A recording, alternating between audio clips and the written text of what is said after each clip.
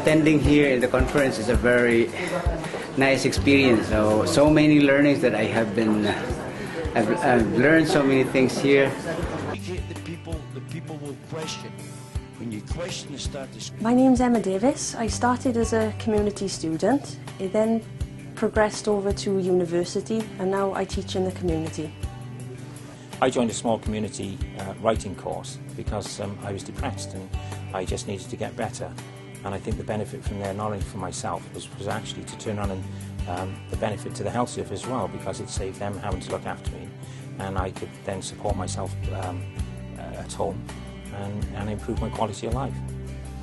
Learners can have an influence in the quality of teaching simply by telling people whether the teacher, the course, the establishment is providing what the learner wants.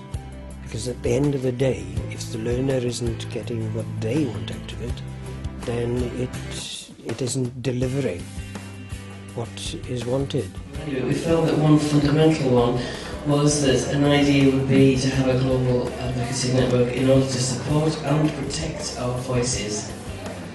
Promote exchange between existing national networks. Consult. The learners must be asked, and once consulted, advised wisely. And finally, everyone is equal and should be treated as such.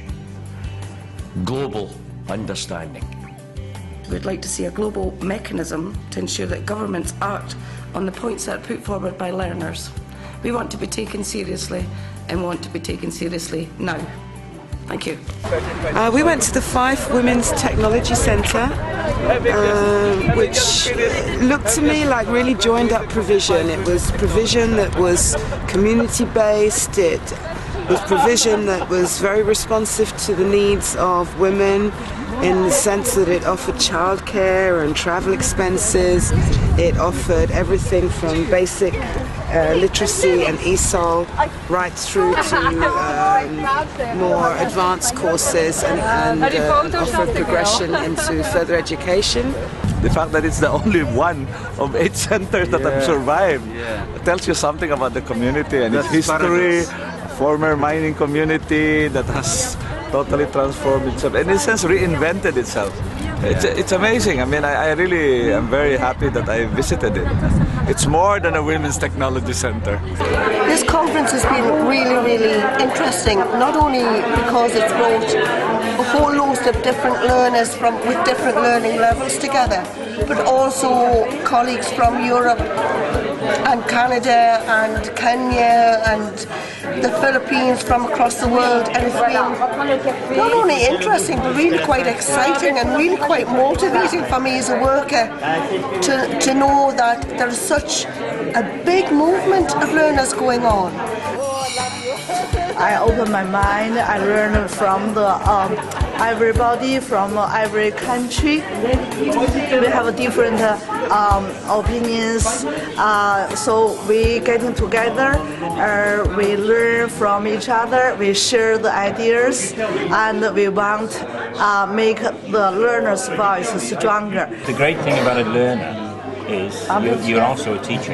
Yeah. You know, and no matter what age you get to, you can still, as much as you can learn, you can also teach and you can also give out. And that's the secret of the provision, isn't it? Is that learners are also providers. A monitored system whereby rather than money going to institutions, it actually follows the learner for them to use as they wish. Vision for the future would be that learners would be recognised as equal partners in not just the development of education and lifelong learning, but in the delivery of it and in the evaluation of it. Learning for all, the right to all to learn throughout life. It is a big success that so many learners from so many different countries have come together.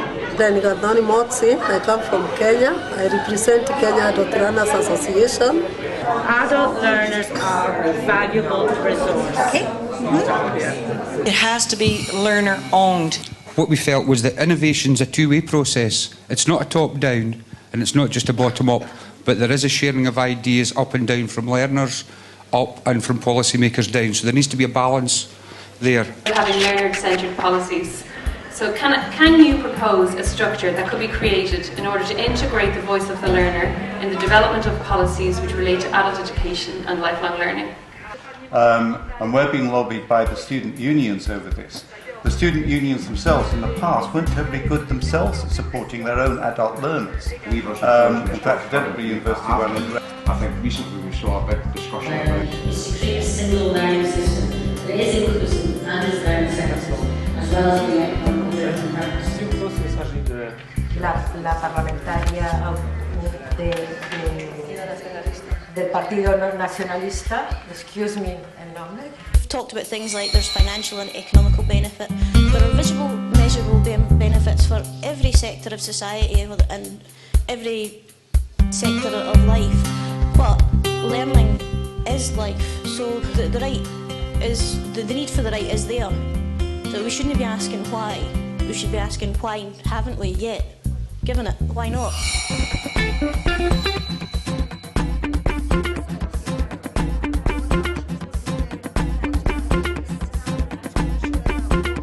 And it becomes a life unto itself. Where Learner Week, it's a show time. Bring out your programs, here's what we've done, here comes...